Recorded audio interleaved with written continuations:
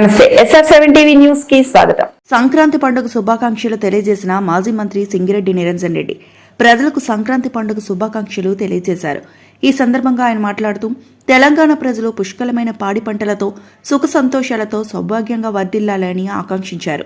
కేసీఆర్ ప్రజలు అన్ని విధాలుగా అభివృద్ధి చెందాలని, సానుకూల సాగు విధానాలతో ఎన్నో రైతు సంక్షేమ పథకాలు ప్రవేశపెట్టారని, కానీ నేటి ప్రభుత్వ విధానాలతో తాత్కాలిక కష్టాలు తొలగి భవిష్యత్ అంతా మంచి జరగాలి అని అన్నారు.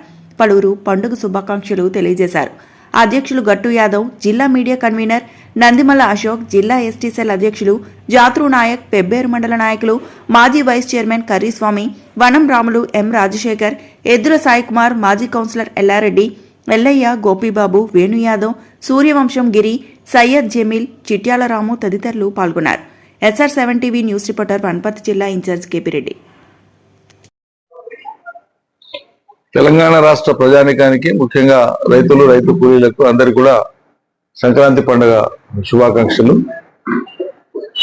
పాడి పంటలతోన, పుష్కలమైనటువంటి ఉపాధులతోన తెలంగాణ సౌభాగ్యంగా వర్ధిల్లాలని చెప్పి కేసీఆర్ నాయకత్వాన వినూత్నమైనటువంటి అనేక రకాల సానుకూల విధానాలను అమలుపరిచినటువంటి ఘనత కేసీఆర్ ప్రభుత్వానికి.